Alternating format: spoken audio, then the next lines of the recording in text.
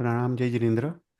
Welcome to the 50th class of तीर्थंकर चरित्र। और ये क्लास में हम शांतिनाथ भगवान के जीवन चरित्र को हम आगे देखेंगे। तो हम लेट्स स्टार्ट विद मंगलाचरण। नमो अर्यंतारम नमो सिद्धारम नमो आयरियानम नमो वज्जायानम नमो लोय सव्वसावनम ऐसो पंच नमुकारो सब पाव प्रणासनो मंगलारंच सवे सिम परममि मंगलम राग द्वेष विजेतारम ज्ञातारम विश्ववस्तुन शक्रपुज्य गिरामेशम तीर्थेशम श्रुतिमानये पन्नगे च सुरेन्द्रे च कौशिके पाद संस्कृति निर्विशेष मनस्काय श्री वीर स्वामिने नमः। प्रणाम जय जिनेन्द्र। प्रणाम केतन भाई। प्रणाम। सो लास्ट क्लास में हम लोग निगोद के जीव के बारे में देख रहे थे। तो थोड़ा हम ब्रीफली रिवाइज कर लेते हैं निगोद के जीव। तो ये जो टॉपिक लिया है निगोद के जीव, हमने एक निगोद छत्रीसी करके शास्त्र है अपना। वो निगोद छत्रीसी एक पूर्वाचार्य ने रचित शास्त्र है, अत्यंत प्राचीन शास्त्र है। उसमें से ये निगोद का टॉपिक लिया है जो अत्यंत गहन है। तो संसार में दो प्रकार के जीव है। एक बादर जीव है और दूसरे सूक्ष्म जीव है। जो हम अपने आंखों से या कोई भी यंत्र से देख सकते हैं उसको बादर जीव कहते हैं। और जो भी जीव अब कोई आंखों से या यंत्र से नहीं देख पाते, सिर्फ केवल ही अपने केवल ज्ञान में देख सकते हैं, उसको सूक्ष्म जीव कहते हैं। तो बादर जीव जो होते हैं वो अमुक जगह पे ही वो ग्रो होते हैं। उसको उचित एनवायरमेंटल कंडीशंस चाहिए ग्रो होने के लिए। पर जो सूक्ष्म जीव है वो पूरे राजलोक में ठूस ठूस के भरे हुए हैं। ऐसा एक भी आकाश प्रदेश नहीं है पूरे 14 राजलोक में जहाँ पे ये सूक्ष्म जीव ना हो। फिर उसके बाद हमने देखा कि जीव अगेन दो प्रकार के हैं। एक है प्रत्येक और दूसरा है साधारण। जो एक बॉडी में एक जीव है उसको प्रत्येक जीव कहते हैं। और एक बॉडी में अनंत जीव है, मतलब अनंत जीव एक बॉडी को शेयर करता है, उसको साधारण जीव कहते हैं। तो ये जो साधारण कोटि के जीव है वही निगोद के जीव है। तो साधारण जीव में एक बॉडी में अनंत जीव है, उसके कारण उसका जो आहार ग्रहण है, जो शरीर की रचना है, जो श्वासोश्वास है वो भी साधारण है। मतलब सभी जीव अनंत जीव एक साथ आहार ग्रहण करते हैं, एक साथ स्पर्शेंद्रिय की रचना करते हैं, एक साथ अपने शरीर की रचना करते हैं, एक साथ वो श्वासोश्वास भी लेते हैं और एक साथ वो मरण भी होते। तो ऐसे करके साधारण जीव है। तो निगोद की व्याख्या क्या? तो निगोद की वाक्य व्याख्या जो शास्त्र में दी गई है वो ऐसा है कि जिसका अनंतपना निश्चित है एक ही क्षेत्र में, मतलब एक ही आकाश प्रदेश में जहाँ अनंत जीव का वास हो, ऐसे क्षेत्र ऐसे जीव को निगोद का जीव कहा जाता है। फिर हमने उसके बाद देखा जीव के फर्दर क्लासिफिकेशंस। उसमें जीव दो प्रकार के होते हैं, त्रस और स्थावर। जो बेइंद्रिय तेंद्रिय चौरिंद्रिय वो सब त्रस जीव है। और जो एक इंद्रिय प्रकार के जीव है वो सब स्थावर जीव है। और स्थावर जीव में भी पृथ्वीकाय अपकाय तेवकाय वावकाय वनस्पतिकाय। उसमें पृथ्वीकाय अपकाय तेवकाय वावकाय वो सभी प्रत्येक है। तो वो दोनों सूक्ष्म भी हो सकते हैं, दोनों बादर भी हो सकते हैं, पर ये सभी प्रत्येक है, मतलब एक बॉडी में एक जीव है। तो पृथ्वीकाय अपकाय तेवकाय और वावकाय वो सब निगोद के जीव नहीं है। जो वनस्पतिकाय है वो दोनों हो सकते हैं, एक प्रत्येक वनस्पतिकाय भी हो सकता है और दूसरा साधारण वनस्पतिकाय भी हो सकता है। जो प्रत्येक वनस्पतिकाय है वो सिर्फ बादर है, वो सूक्ष्म नहीं है। पर जो साधारण वनस्पतिकाय है वो दोनों है, सूक्ष्म है और बादर है। तो साधारण वनस्पति काय, सूक्ष्म और बादर, उसको निगोद के जीव कहते हैं। तो अभी जो सूक्ष्म साधारण है और बादर साधारण है वो भी दो प्रकार के हैं। एक है पर्याप्त और दूसरा है अपर्याप्त। तो टोटल चार पर्याप्ति होती है एक इंद्रिय जीव की। आहार पर्याप्ति, शरीर पर्याप्ति, इंद्रिय पर्याप्ति और श्वासोश्वास पर्याप्ति। ये चारों पर्याप्ति करते हैं उसको पर्याप्त कहते हैं।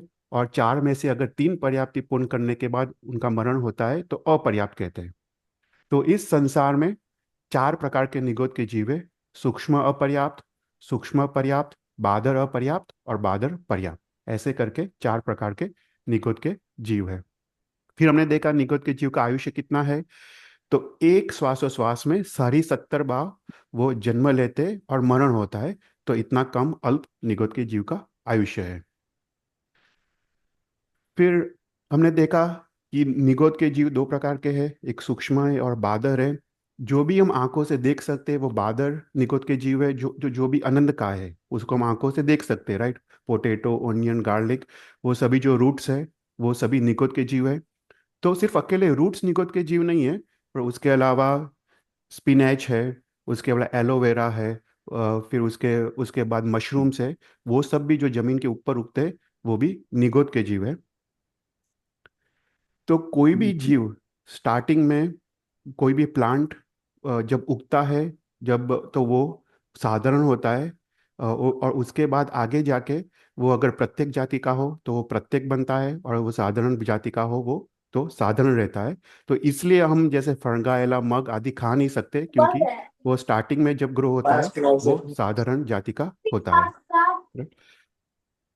फिर उसके बाद हमने देखा कि निगोद के जीव जो सूक्ष्म है, जो पूरे 14 राजलोक में ठूस ठूस के भरे हैं, वो सूक्ष्म निगोद के जीव, वो वो उसको हम कोई भी तरह से उसको हानि नहीं पहुंचा सकते। वो उसको छेद नहीं कर सकते, भेद नहीं कर सकते। एक मिनट, आई थिंक एक आवाज आ रहा है। तो जो सूक्ष्म निगोद के जीव है उसको हम काया से हिंसा नहीं कर सकते, तो उसका छेदन नहीं होता है, भेदन नहीं होता है, ना ही उसको हम बाढ़ सकते हैं, हम उसको कुछ भी नहीं कर सकते। तो सूक्ष्म निगोद के जीव की हम काया से हिंसा नहीं कर सकते, पर याद रखना चाहिए हम मन से तो अवश्य उसकी हिंसा कर सकते हैं। Right?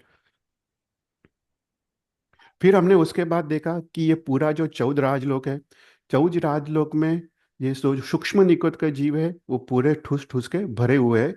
तो ये निगोद के जीव कैसे है, वो पानी के गोले की तरह है। ओके। तो ऐसा कहा गया है कि पूरे 14 राजलोक में ये असंख्य ऐसे निगोद के गोले हैं, और एक निगोद के गोले में असंख्य निगोद है, और एक निगोद में अनंत निगोद के जीव है। राइट।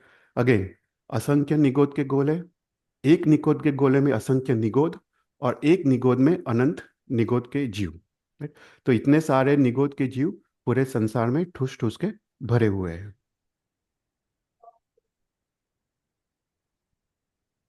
फिर हमने उसके बाद हमने देखा कि ये जो 14 राजलोक में जो निगोद के जीव है वो सभी जगह एक अ, एक समान, एक क्वांटिटी में नहीं है। कहीं पे थोड़े निगोद के जीव ज़्यादा है, कहीं पे निगोद के जीव कम है।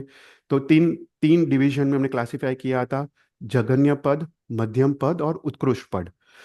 कि अगर एक आकाश प्रदेश ले लें, एक आकाश प्रदेश में एक निकोद का गोला उत्पन्न होता है। अगर उसके छह छह दिशा में, उत्तर, दक्षिण, पूर्व, पश्चिम, ऊर्ध्व और अधो, छह दिशा में अगर लोकाकाश है, तो वहां पे भी आकाश के गोले उत्पन्न होते हैं। और ये आकाश के गोले परस्पर एक के अंदर एक वो रहे हुए होते हैं। तो वहां पे सबसे ज्यादा निकोद के जीव है। अगर अ, इस छह दिशा में तीन, चार या पांच दिशा में अलोक आकाश है, तो वहां पे ये गोले उत्पन्न नहीं होते हैं। तो इसलिए वहां पे कम निगुत के जीव है। right? फिर उसके बाद हमने आगे देखा कि निगुत के जीव दो प्रकार के हैं: एक व्यवहार राशि के निगुत के जीव और दूसरे अव्यवहार राशि के निगुत के जीव। जो ये सूक्ष्म निगुत के जीव है वो अव्यवहार राशि के निगुत के जीव है। इसको हम अनादि निगोद, सूक्ष्म निगोद, नित्य निगोद, निश्चय निगोद आदि उसको शास्त्र में वर्णन किया गया है। फिर हमने देखा कि जब एक जीव यहाँ से मोक्ष में जाता है तो व्यवहार राशि में एक संख्या कम होती है, तब अव्यवहार में से एक निकोद का जीव बाहर निकल के वो व्यवहार राशि में आता है। तो उसका मतलब व्यवहार राशि में जितने जीव है उसकी जो संख्या है वो कांस्टेंट रहती है, पर अव्यवहार राशि में जो निकोद के जीव है वो वो कम होते जाते हैं। पर अ, कोई भी काल में कोई अपने तीर्थंकर को अगर पूछे, राइट, कि कितने जीव मोक्ष में गए हैं और कितने जीव मोक्ष में जाने बाकी है, तो तीर्थंकर का जवाब एक ही रहेगा कि अभी तक अनंत काल से अनंत जीव मोक्ष में गए हैं, वर्तमान में भी अनंत जीव मोक्ष में जा रहे हैं, भविष्य में भी अनंत जीव मोक्ष में जाएंगे। पर एक निगोद के गोले में जो असंख्य निगोद है उसमें से एक निगोद ले लो, उसमें जो अनंत जीव है, तो एक निगोद भी अभी तक खाली नहीं हुआ है। और ये क्वेश्चन अगर अनंत काल के बाद भी कोई तीर्थंकर को, भगवान को पूछे, तो उनका आंसर सेम का सेम रहेगा कि असंख्य निगोद के गोले में से एक निगोद के गोला ले लो, उसमें से एक निगोद ले लो, उसमें से एक निगोद भी अभी तक मोक्ष में नहीं गया है। तो इसका मतलब है कि एक निगोद भी कभी खाली होने वाला है नहीं। तो निगोद से जब कोई भी जीव अव्यवहार राशि से जब व्यवहार राशि में आता है, वो आइदर बादरपना प्राप्त करता है या प्रत्येकपना प्राप्त करता है, राइट। पर कोई कारणसर वो जीव वापस सूक्ष्म निगोद में जाए, फिर भी वो व्यवहार राशि का ही वो रहता है। तो जब जीव बाहर निकलता है व्यवहार राशि में, कोई कारण से, कोई कर्म के उदय से वापस वो अव्यवहार में, वापस वे सूक्ष्म में जाता है, फिर भी वो व्यवहार राशि का ही जीव कहलाता है। तो उसको कोई आत्मा सिद्ध जाने की उसको अपेक्षा नहीं रहती है। वो खुद ही अपने आप वो अव्यवहार से व्यवहार राशि में वो वापस आ जाता है। कोई भी क्वेश्चन हो तो पूछना। फिर उसके बाद हमने देखा कि जो एकिंद्र जाति के जीव है, उसमें शरीर का साइज कितना है। तो सबसे सूक्ष्म जो है शरीर का साइज, वो सूक्ष्म निगोद का होता है। उससे असंख्य तक असंख्य घना मोटा सूक्ष्म वायु का होता है। उससे बड़ा सूक्ष्म अग्निकाय, उससे बड़ा सूक्ष्म अपकाय, उससे बड़ा सूक्ष्म पृथ्वीकाय, उसके बाद बादर वायुकाय, बादर अग्निकाय, बादर अपकाय, बादर पृथ्वीकाय और बादर निगोद। तो ऐसा करके वो शरीर का साइज वो इंक्रीज होते जाता है। फिर हमने निगोद के बारे में थोड़ा और देखा था कि निगोद के जीवों का आहार श्वासोच्छ्वास आदि साधारण होता है। फिर निगोद अनंत निगोद के जीवों का एक शरीर होता है। उसका मतलब अगर एक निगोद के जीव को उपघात लगता है तो सभी निगोद के जीव को उपघात लगता है। मतलब अगर एक निगोद के जीव मरता है तो सभी निगोद के जीव एक साथ मर जाते हैं। फिर उसके बाद निगोद के जीव को तीन प्रकार के शरीर है, औदारिक, तेजस और कार्बन। तो अनंत निगोद के जीव का एक औदारिक शरीर होता है, पर उसका इंडिपेंडेंट इंडिविजुअल तेजस शरीर होता है और कार्बन शरीर होता है।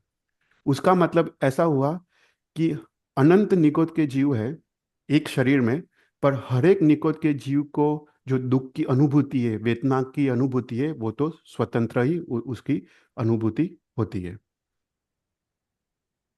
फिर हमने देखा कि निगोद के जीव का जो संस्थान है वो हुंडक संस्थान है।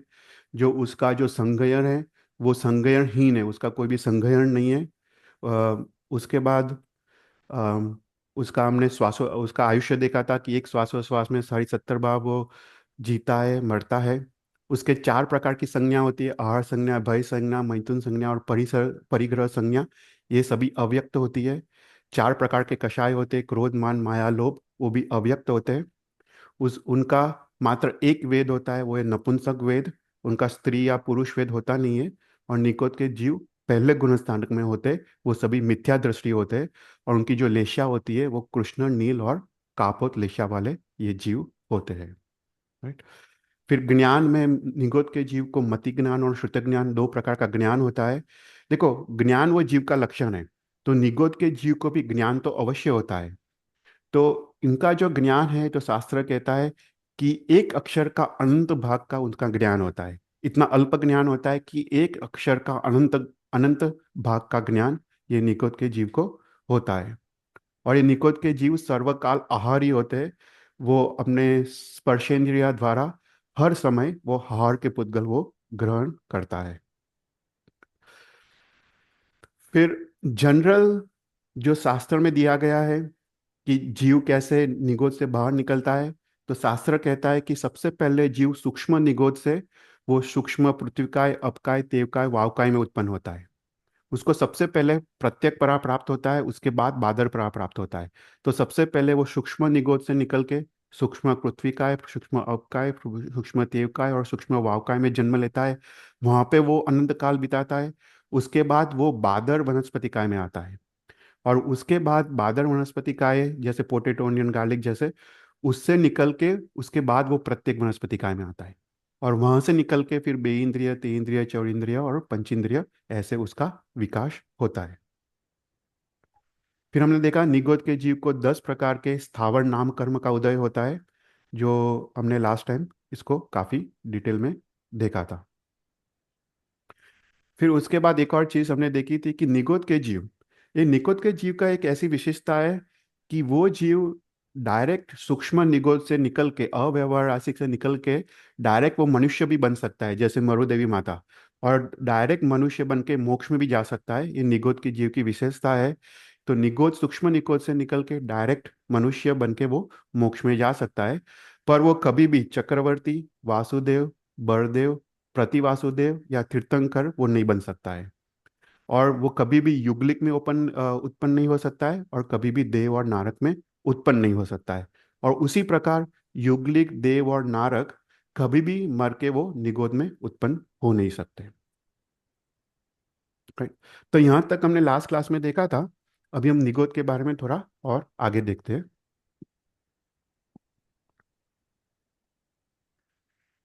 तो यहाँ पे गौतम स्वामी भगवान महावीर को भगवती सूत्र में पूछते हैं कि हे भगवंत, निगोद के जीव को कितना दुख होता है।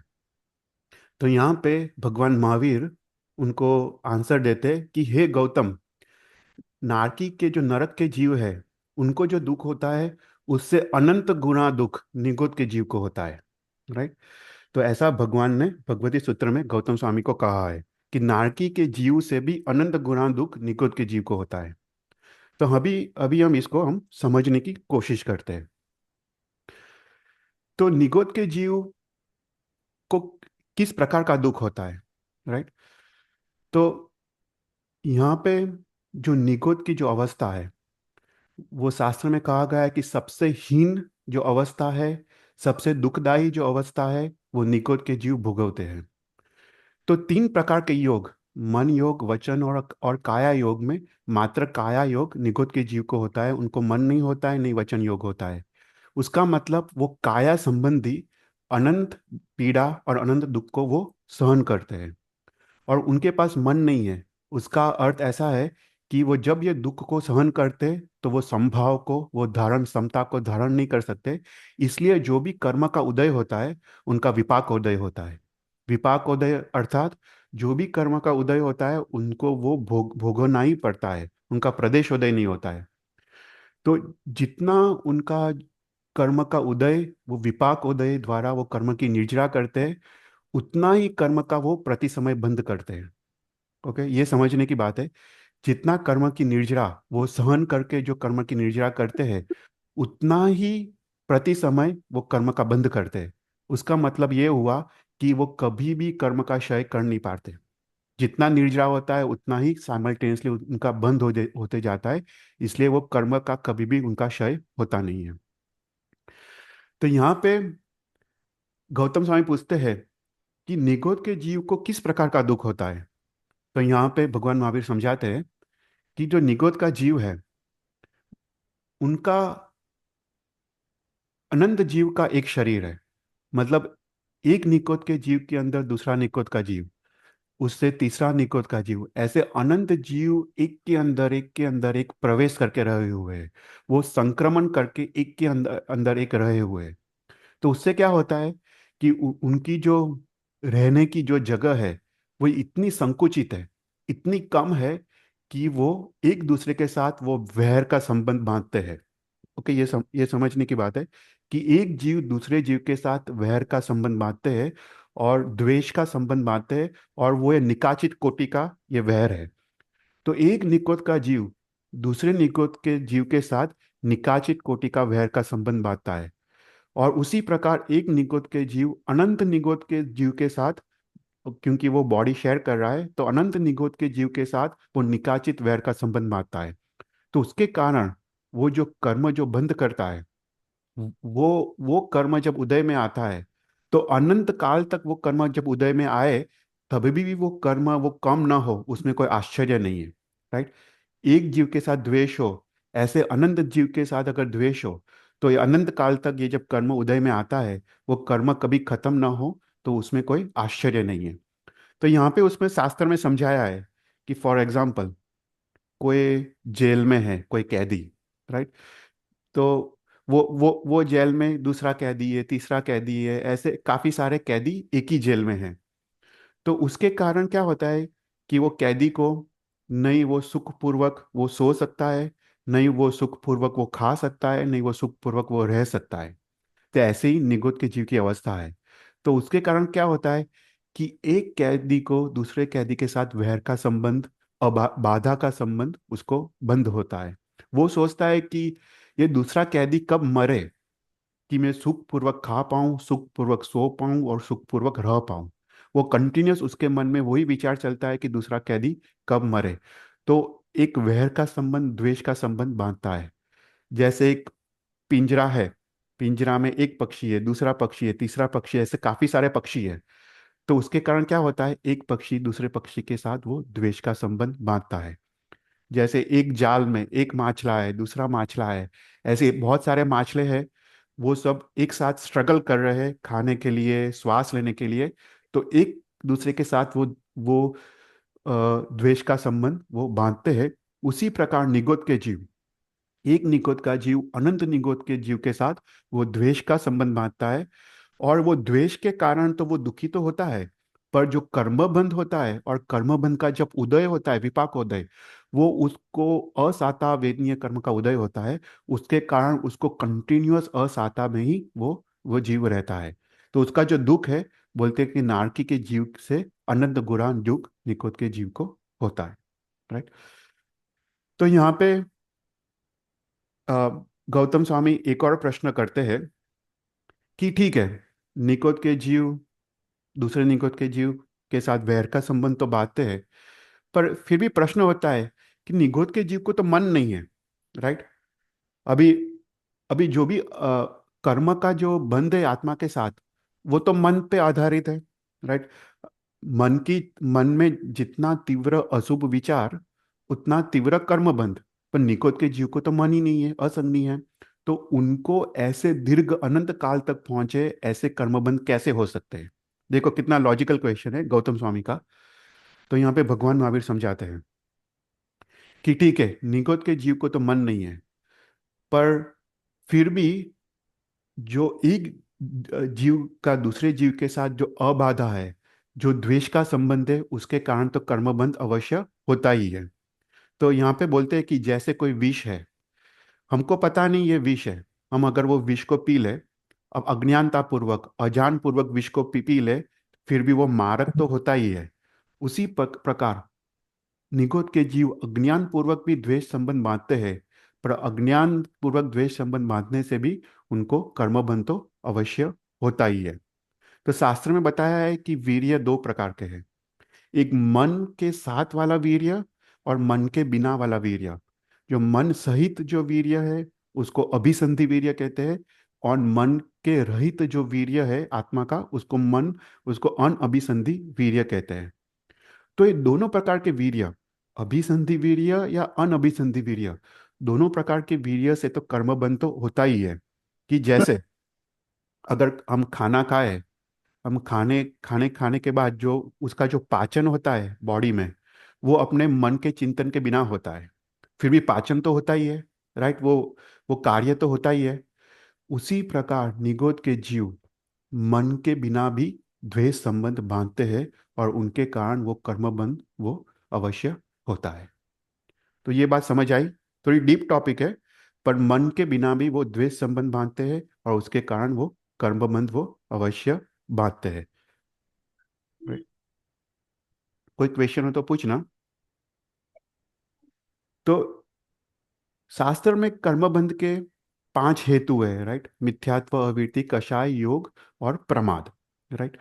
तो जो जो ठीक है, हमें उनको पता चला कि मन के बिना भी कर्मबंध तो अवश्य होता है। पर इन 5 कर्मबंध के कारण में एक कारण कषाय है। तो अगेन यहाँ पे क्वेश्चन होता है कि जो कषाय है, क्रोध मान माया लोभ, वो तो मन से ही उत्पन्न होता है। राइट। जो क्रोध मान माया लोभ है, वो तो मन से ही उत्पन्न होता है। जिसका मन जितना विकास है, उसका उतना ये कषाय की तीव्रता ज्यादा है। तो पंचेंद्रिय जीव और उसमें भी मनुष्य, मनुष्य का मन सबसे विकसित है। तो उसका मतलब मनुष्य के मन में सबसे ज्यादा कषाय उत्पन्न हो सकते हैं। राइट। तो यहाँ पे निगोद के जीव को कषाय से कैसे कर्मबंध हो सकता है, क्योंकि उनके पास तो मन ही नहीं है। वापस दूसरा क्वेश्चन। तो यहाँ पे भगवान महावीर समझाते हैं कि निगोद के जीव को 5 प्रकार के उनको जो हेतु है कर्मबंध के, उसमें एक हेतु कषाय है। पर जैसे एक मनुष्य है, मनुष्य निद्राधीन है, राइट, मनुष्य मूर्छित है, वो गाढ़ निद्रा में सो गया है, उसके कारण उसको हम, उसका उसका जो कषाय है, कषाय की प्रवृत्ति हमको दिखाई नहीं देती, जो कषाय का जो बाह्य प्रादुर्भाव है वो दिखाई नहीं देता। उसका मतलब ये नहीं है कि वो जीव मंद कषाई है। हम कोई सोते हुए आदमी को हम नहीं बोलेंगे कि ये मंद कषाई है। उसका, वो सो गया है, गाढ़ निद्रा में है, उसका मतलब ये नहीं है कि वो मन कषाई है। उसका मतलब ये नहीं कि उनका कषाय कम है और जागृत मनुष्य से ज्यादा विकसित है। जागृत मनुष्य में कषाय दिखाई देते हैं, और जो मनुष्य सो गया है उसमें दिखाई नहीं देते। उसी प्रकार निगोद के जीव है, वो मूर्छित अवस्था में है, वो निद्राधीन अवस्था में है। उसका मतलब ये नहीं कि निगोद के जीव मन कषाय वाले हैं। उ- उनका जो क्रोध मान माया लोभ है, वो बराबर है, उनके पास मन नहीं है, जो वो उसकी तीव्रता कम है। पर वो तीव्रता कम है, उसका कारण ये है कि उनका आत्मा इतना अशुद्ध है, उतना वीर्य, उनका वीर्य इतना अल्प है कि वो कषाय, वो उनका उसका प्रादुर्भाव कर नहीं सकता है। उसके कारण उसका उसका कषाय दिखाई नहीं देता है। पर उसका मतलब ये नहीं कि निकोद के जीव मंद कषाई है, राइट। तो निकोद के जीव, ये बात सही है कि जो मनुष्य है, जो विकसित है, उनको जो मोहनीय कर्म का जो बंध होता है वो 70 कोड़ा कोड़ी सागरोपम तक हो सकता है। उसके कंपैरिजन में जो निकोद का जीव है, उसका जो मोहनीय कर्म का जो बंध है वो 1 कोड़ा कोड़ी सागरोपम तक उसका होता है। पर उसको कषाय के कारण उसको ये कर्मबंध, 1 कोड़ा कोड़ी सागरोपम का कर्मबंध उसको अवश्य होता ही है। तो निगोद के जीव है, उसमें मात्र जो स्पर्शेंद्रिय है, तो स्पर्शेंद्रिय वर्ण जो कर्म है और विषयांतरा है कर्म है, वो दोनों का कर्म का ही संयोपशम है। बाकी जो इंद्रिय है उसमें सर्वघाती रस उदय में है। मतलब बाकी इंद्रियों से उनको कोई भी ज्ञान नहीं मिलता। जो भी ज्ञान मिलता है वो मात्र स्पर्शेंद्रिय से उनको मिलता है। उसका मतलब वो इतने मूर्छित अवस्था में है, इतने गाढ़ निद्राधीन अवस्था में है कि उनका जो कषाय का जो प्रादुर्भाव है, जो बाह्य प्रादुर्भाव है, वो दिखाई नहीं देता है।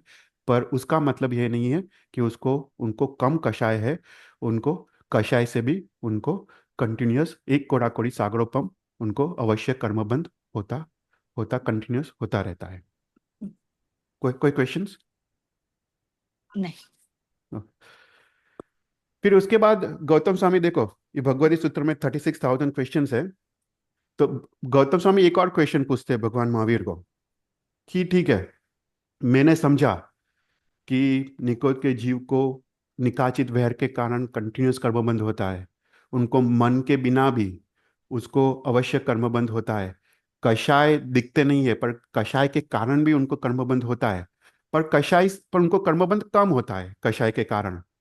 पर यहाँ पे एक और क्वेश्चन उत्पन्न होता है कि ठीक ठीक है कि निकोद के जीव अनंत काल से निगोद में है, राइट, अनंत काल से अव्यवहार राशि में है। तो वो तो कभी भी अभी तक निगोद से बाहर निकले नहीं है, वो कभी व्यवहार राशि में आए ही नहीं है। तो उनको ऐसी कोई सामग्री मिली नहीं है कि वो तीव्र रूप से कषाय कर सके, राइट। उनको कषाय से कर्मबंध है पर वो अल्प है, राइट। पर कभी भी वो व्यवहार राशि में आए नहीं है कि उनको तीव्र कषाय वो कर पाए।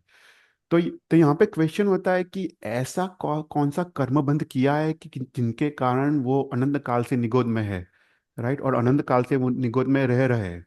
अगर इसका आंसर तुम ऐसा बोलो कि ऐसा ही है कि अनंत काल से निगोद में है, तो वो तो मेरे मन में मानने को आता नहीं है। क्योंकि जो कर्म है वो तो स्वकृति होता है, अपने पुरुषार्थ से ही कर्मबंध होता है। तो निगोद के जीव ने ऐसा कैसा पुरुषार्थ किया है कि उन्होंने ऐसा कर्मबंध किया है, राइट।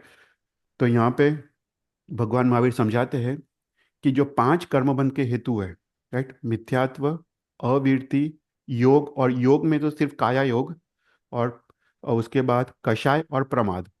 तो कषाय से तो कम कर्मबंध हो रहे हैं, काया योग से भी उनका वीर्य इतना अल्प है कि कम कर्मबंध हो रहे हैं।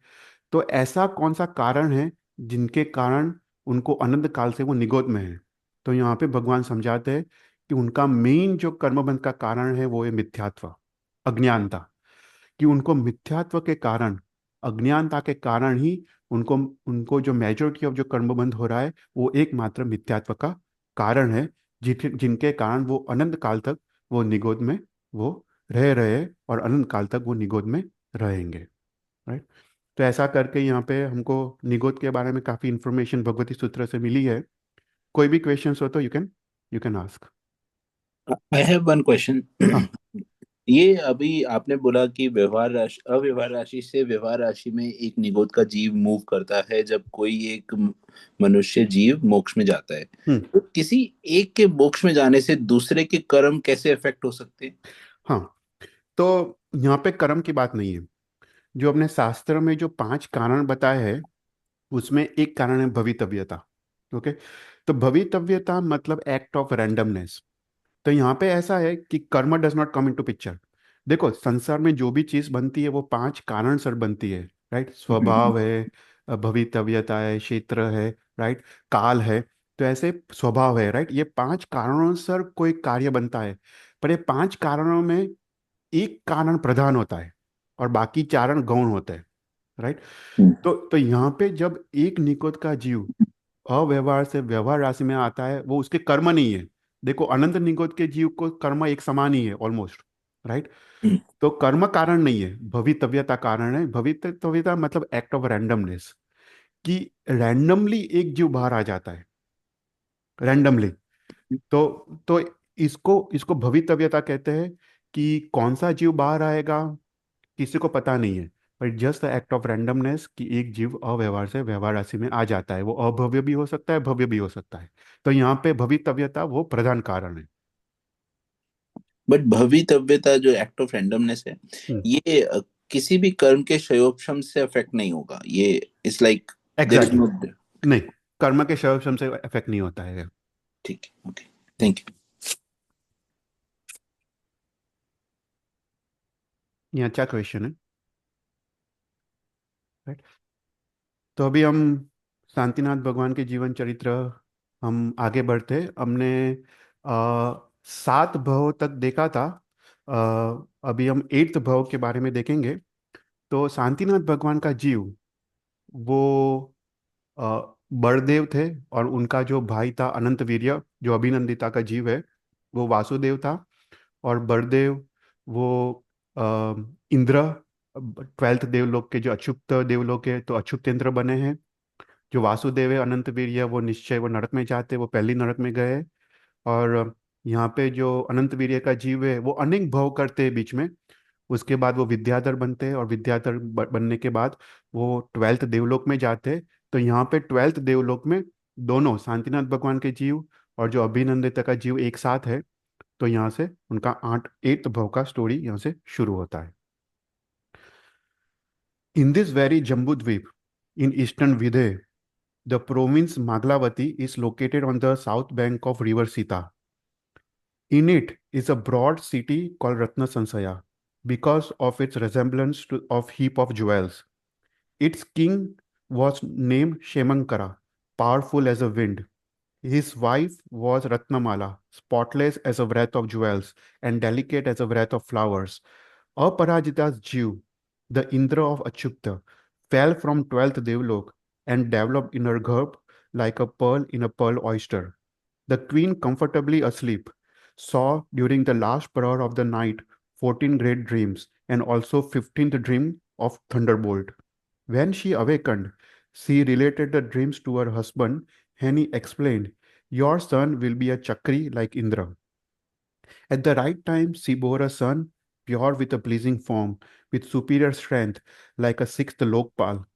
Because the queen had seen a thunderbolt in her dream, while in Garb, his father gave him the name Vajrayudh. He, having extraordinary body, grew up gradually, protected every day from people's evil eye by a blooming garland. He mastered all arts and attained youth. He married a princess called Lakshmivati, like Lakshmi embodied. Anantavirya's Jeev fell from Achyupta and entered Lakshmivati's womb, like rain from sky entering the earth. At the right time, she bore a son, indicated by favorable dreams, complete with all favorable marks, like a sun in splendor. On the auspicious day, the parents named him Sahasrayudh, with a festival superior to the birth festival. He grew up gradually, filled with collection of arts, attained youth. He was like Makar in beauty, married princess called Kanakshri, who surpassed Sri in the beauty. A son, Satbali, was born by her with all lucky marks and like a wind in strength. One day, King Shemankara presided over the council with sons, grandsons, and great grandsons, friends, and ministers. At that time, there was a conversation in Devlok called Ishan Kalp that all people with Samyak Darshan on earth are inferior to Vajra Yuddha. A Dev Chitrakula, who did not believe the speech, went to Shemankara's assembly, wearing a crown of various jewels and dangling earrings, his mind confused with wrong belief, evil minded, wishing to make a test. While various conversations were taking place, the rejecting the light of belief, said resolutely, "There is no gun, no dosh, no atma, to no other bhav. People just suffer from pain for no reasons." Vajrayuddha, possessing a sincere right belief, said, "An inconsistency on your part is apparent. What kind of speech is this? While you employ Avdigyan, consider carefully. The Avdigyan of yours is the fruit of practice of the Dharma in your former birth.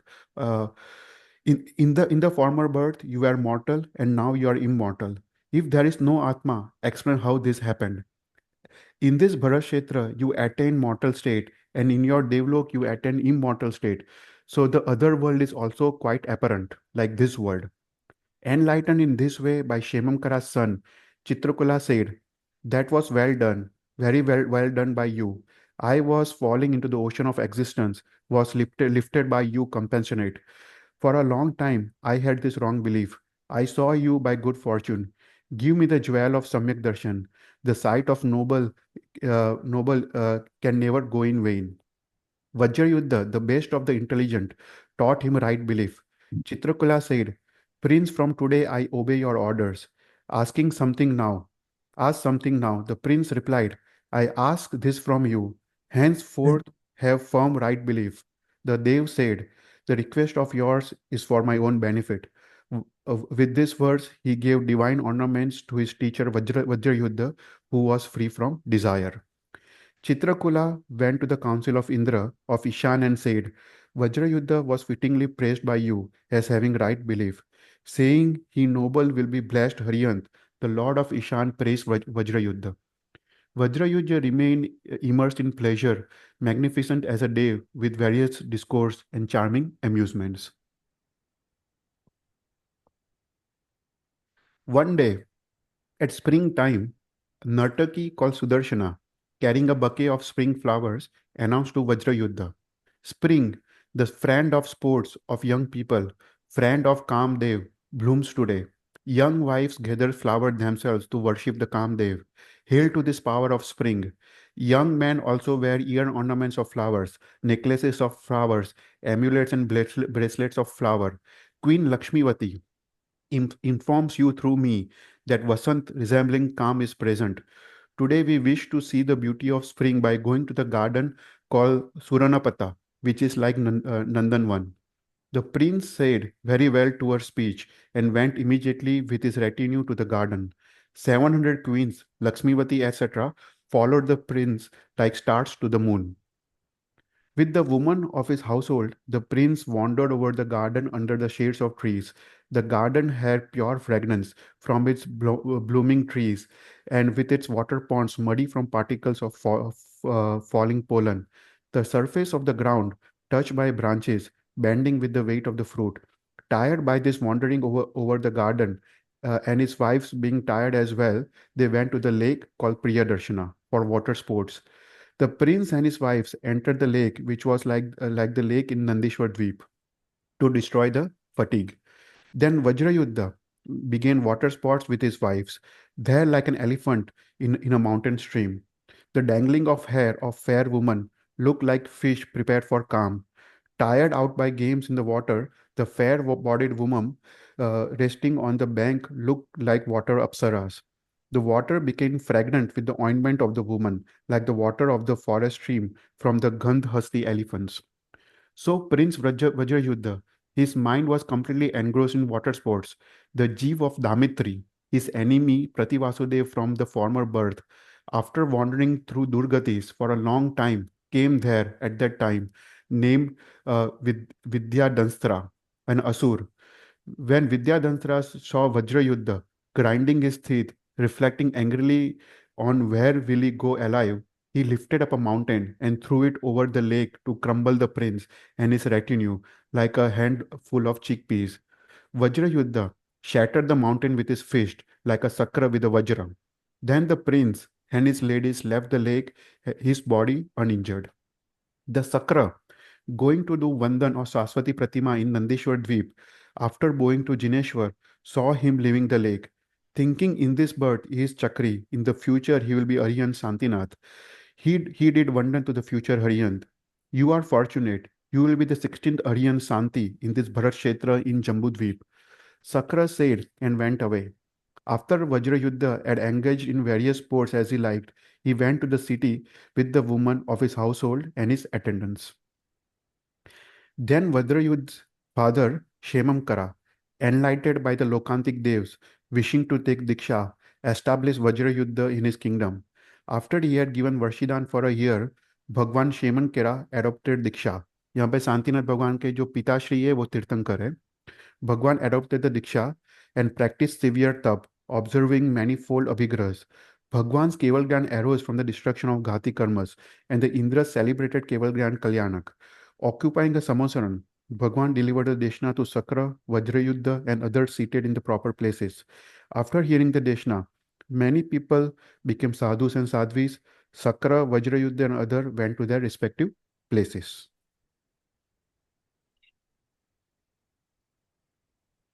Just then, General in the armory joyfully announced that the Chakra Ratna has appeared in the armory.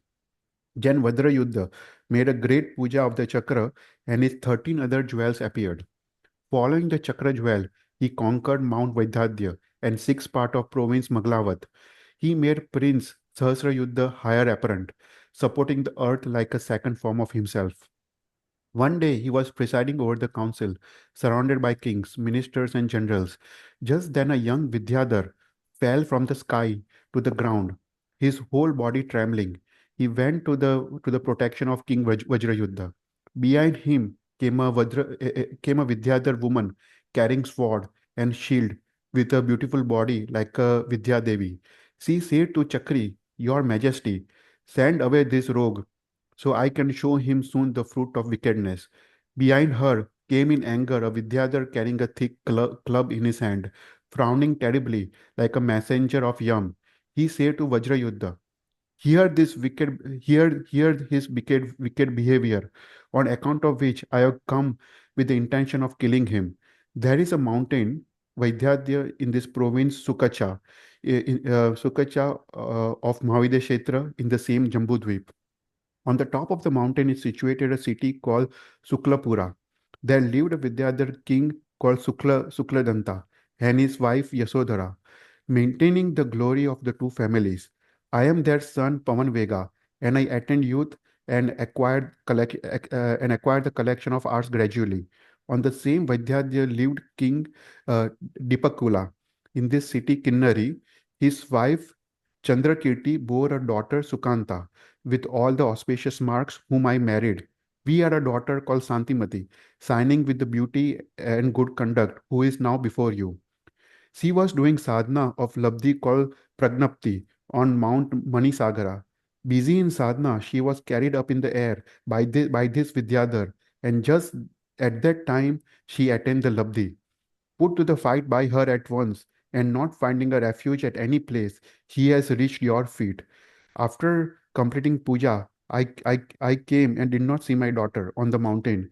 Then I learned she was here and came here. Surrender this man. I will split him with this club like a coconut and make him reach Yamlok. Chakri Vajrayuddha knew the facts from Avdignan and said, Listen here, the connection of these people in their former birth. Vindhyadatta was a king in the city called Vindhapur in Airavat Kshetra, in this same Jambudvip. He had a son called Naliniketu. with all the auspicious marks by his wife Sulakshana. In that same city, there was a trader called Dharmamitra. His wife Sri Datta bore a son Datta, and Datta had a wife called Prabhankara. One day in spring, he went to the play in garden with his wife. The king's son Naliniketu came at that time and saw Prabhamkara. He was awestruck by her beauty. Afflicted by love for her, he kidnapped her. Naliniketu sported with her at will constantly in pleasure gardens, rivers, lakes, etc. Datta, tormented by the fire of separation from her, wandered like a crazy man in every direction in the garden, thinking of Prabhankara. As he was wandering there, he saw Muni Bhagwan Sumanasa, the sight of whom is of nectar for the eyes. At that time, Kevalgnan of Muni Sumanasa appeared, day for the destruction of the darkness of Mithyatva, from the destruction of Ghati karmas. Dev celebrated Kevalgnan Kalyanak, and Datta worshipped Muni's Charan Kamal. After he had listened to the desna of Bhagwant, Datta abandoned at once the misery of his pain. His passions suppressed, devoted to the dharma, constantly engaged in subdhyan, he passed his life and was born in the base city called Swarnatika on Mount Vaidyadya in province Sukacha in eastern Videh in Jambudvip as a son of Vidyadhar king Mahendra Vikrama by his wife Anila Vega. His father gave him name Ajit Sena and gave him all the labdis. When he was grown, he married Vidyadhar girls and sported with them wandering through air, on mountains, in forests, and so on. Vaidyadatta died in the city. Uh, uh, v- uh, Vidyapura and Nalini Ketu became king. He enjoyed pleasures with Prabhankara, the kidnapped wife of Datta. One day he went to the top of the palace with Prabhamkara. Suddenly he saw lofty clouds with shape of peaks of high mountains, and he rejoiced. He then saw that the clouds were blown away by a strong wind here and there in the sky. When Nalini Ketu had seen the originating and dispersal of the clouds in the way in half a minute, disgust with Sansar arose. He reflected, just as these clouds arose in the sky in a moment and also perished in a moment, such is the happiness in this worldly existence. A man is young, old, poor, rich, healthy, sick, even in one birth. Everything is transitory. After these reflections, he established his son in his kingdom immediately and adopted Diksha under Tirthankar Shemamkara. In course of time, his Kevalgnan arose from the destruction of Ghati karmas by severe tap and dhyan. Destroying four Ghati karmas, Muni Nalini Ketu went to moksha. Queen Prabhamkara practiced tap at the side of Sadhvi Suvrata. Uh, as a result of tap, even without Samyak Darshan, she became after death your daughter Santimati. Datta Jiv became Vidyadhar Ajit Sena, and he kidnapped her because of his love in the former birth. Do not be angry. Abandon this anger and forgive him like a brother. The three were free from hostility by Vajrayuddha's speech and pardoned each other. The Chakravarti spoke, "You three soon will take Diksha under Tirthankar Shemamkara. Santimiti, however, will practice Ratnavali Tap, and after that she will become Indra of Ishan. At that time, Pavan Vega and Ajit Sena, your Kevalgyan will take place from the destruction of Ghati Karmas. Ishan Indra will come to celebrate the Kevalgyan festival with great magnificence. In the course of time, Ishan Indra will fall and become Manushya, become Kevalgnani and will attain moksha. When they had heard Chakri's speech showing knowledge of the three periods of time, all the ministers were wide-eyed with astonishment. King Pavan Vega, his daughter Santimati and Vidyadhar Ajit Sena bowed to him and said, "You are father, master, teacher, God, and Lord of three worlds. Who else would have protected us from the intent of killing each other? Just now, and we would have gone to the Narak. So now, please give us permission to go to Tirthankar Shemamkara for protection." After making his announcement, they received permission from the Chakri and went and became sadhu under Tirthankar Shemamkara. They, gentle-minded, practiced severe tap for a long time. Santimati died and became Indra, and just then Kevalgnan of the other two take place. The Indra of Ishan came held Kevalgyan Mahotsav. Then Ishan Indra fell and reached Moksha in the next birth. The other two went to the Moksha at the end of their life in this bhav. Chakri Vajra Yuddha and Sahasra Yuddha directed the earth like Sakra.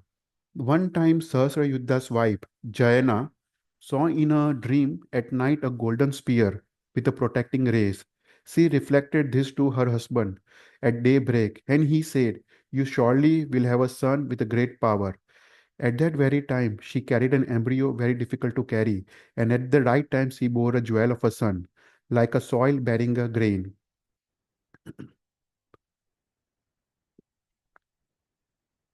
As a result of the dream, seen by Queen Jayana, the father gave him the name Kanak Sakti. When he had gradually passed through the childhood and was in his youth, he married in the city uh, Samandira, Meru Malini's daughter, born by a Queen Malla, endowed by a beauty and grace, uh, Kanakamala. Now, in the excellent city, uh, Masak Shyara, preeminent in wealth, there was a king Ajit Sena. He had a daughter called Vasant Sena by Queen Priya Sena, and she was the best friend of Kanakmala. Vasant Sena's father, not finding a suitable husband, sent his daughter, choosing her husband himself, to Kanaksati. Then Kanaksati married her properly with her cousin. The son of her father's sister was angry with her because of this marriage. One time Kanaksati was wandering in the garden and saw a man flying up and falling like a cock. Kanaksati said to him, "Why do you fly up and fall like a bird? If it is not a secret, then tell me." The man said, "Even a secret must be told to a noble man like you. The telling is a virtue. I am a Vidyadhar. I came here from Mount Vaidyadya on some business. On the way back, I came to this garden. I remained here for a moment, looking at its beauty. When wishing to fly, I recall my Akash Gamini Vidya for going through the air. I forgot one line of the Vidya, so I fly up and fall down like a bird, whose wings is tied." The prince said, "If it is proper to recite the Vidya before another, please recite." He said, "A Vidya is not to be recited before ordinary men. It is given to the noble persons like you, to say nothing of being recited." The Vidyadhar recited the Vidya, lacking one line, and Prince, having the understanding, in accordance with the line, recited the line. The Vidyadhar, whose power from Vidya was restored, gave the Prince all the Vidyas. Then the Vidyadhar went away, and the Prince subdued Vidyas properly and became a super Vidyadhar. The cousin, who was angry at Vachansena, was not able to injure Kanaksati at all. After that, the cousin rejected food, water, etc., and died from shame and became a Dev Himakula. Kanaksati, accompanied by Vasansena and Kanakmala, wandered over the earth like a wind from a power of Vidya. One day, going wherever he liked, he went to the Mount Himvat, and there he saw Vidyadhar Sadhu Vipulmati. He did Vandan with devotion. Sadhu was of the color of heated gold, like the brilliance of the tub embodied, by whom love had been conquered. After he had received the blessings, Dharmalabh, and he and the queens listened to the Deshna that was like rain for the forest fire of Sansar. Enlightened Kanaksati then left both the queens, also as well as all the wealth, and became sadhu. The queens, also desiring moksha, pure-hearted, took Mahavrats under Arya Vimalmati. In his wandering, Kanaksati went to the Mount Siddhipad and stood in Pratima on a rock for a night, resolute. When a Dev Himkula, evil-hearted, had seen him motionless as a pillar, he began to make attacks on him. The other Vidyadhars, angrily frightened away, the Dev was making attacks on him. When he had completed Pratima in the mountain of hips of Tapasharya, went in his wandering to the city Ratna Sansaya. I- In the Udyan, then named Suranapit, the Muni observed one night Pratima like an unshakable mountain. As soon as he had ascended the Shapakshani, brilliant Kevalgran arose from the destruction of Gati Karmas. The Devs came and held Kevalgran Motsav.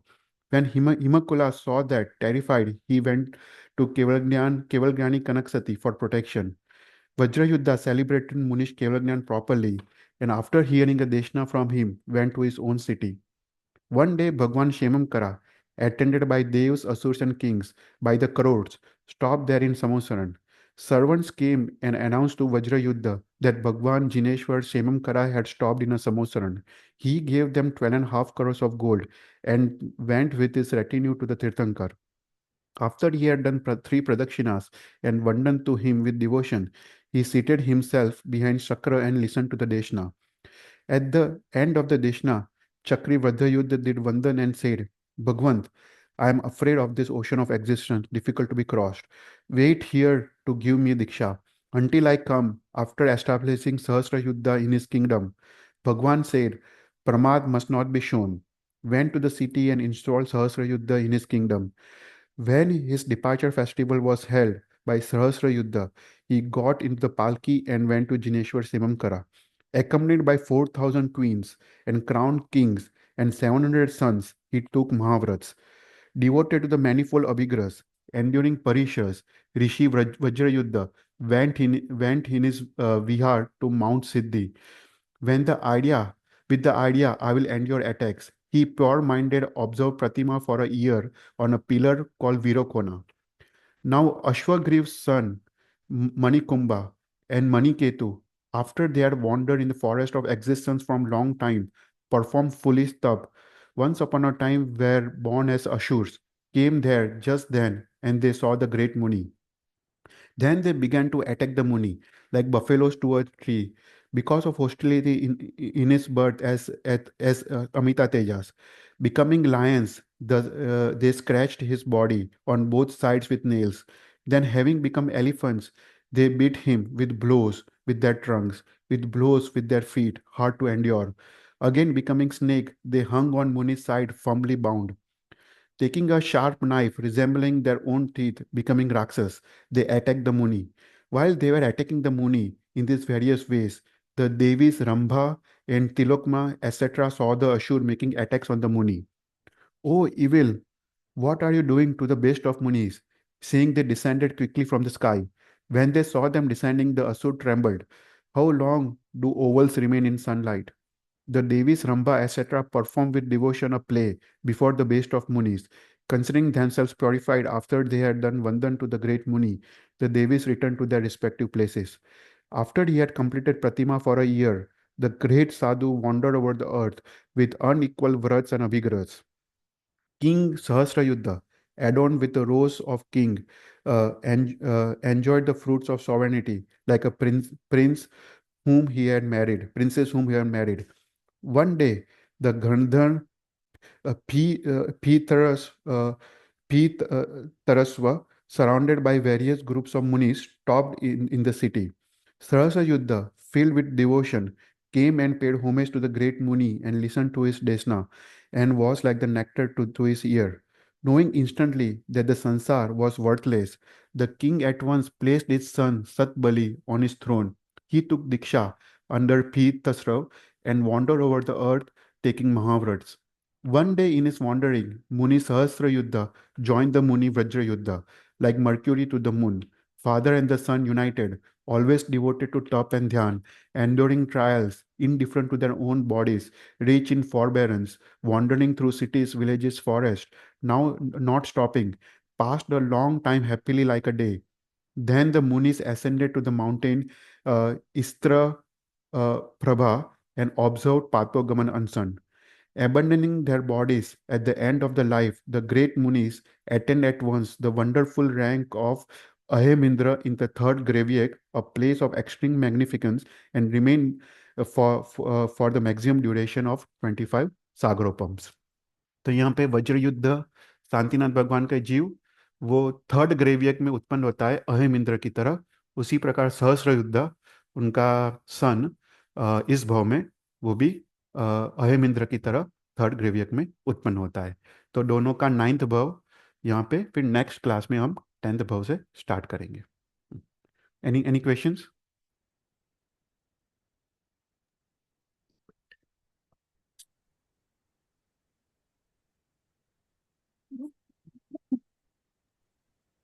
Next time किस पे class होगा? अभी जैसे निगोद हुआ था। हाँ, निगोद का topic अभी फिनिश हो गया। हम नेक्स्ट टाइम ना एक बहुत इंटरेस्टिंग टॉपिक लेने वाले हैं कि 14 राजलोक में एक एक जीव दूसरे एक जीव एक भव से दूसरे भव में कैसे ट्रैवल करता है। तो उसका पूरा साइंस है कि वो कैसे ट्रैवल करता है। तो उसके वक्र गति अवक्र गति काफी सारे चीजें हैं। तो वी विल सी कि उसका साइंस क्या है उसके पीछे। ओके। કોઈ કોઈ સરસ ક્વેશ્ચન્સ? નહીં બહુ જ સરસ. સારું, તો આપણે આજનો ક્લાસ આપણે એન્ડ કરીએ. નોકર મંત્ર કરી. Thank you. નમો થેન્ક યુ. અરિયંતારમ નમો સિદ્ધારમ નમો આયર્યાણમ નમો ઉજ્જાયમ નમો લય સવસાવરમ એસો પંચ નમુકારો સવ પાપરાંચનો મંગલાંચ સવસિમ પરમય મંગલમ જીન અજ્ઞાત વિરાયો દો મિચ્છાય. Thank you Chaitalbhai. Thank you. Thank you Chaitalbhai, ખૂબ ખૂબ અનુમોદના. Thank you. ખૂબ જ Thank you. અનુમોદન ખરેખર. Thank you. Thank you.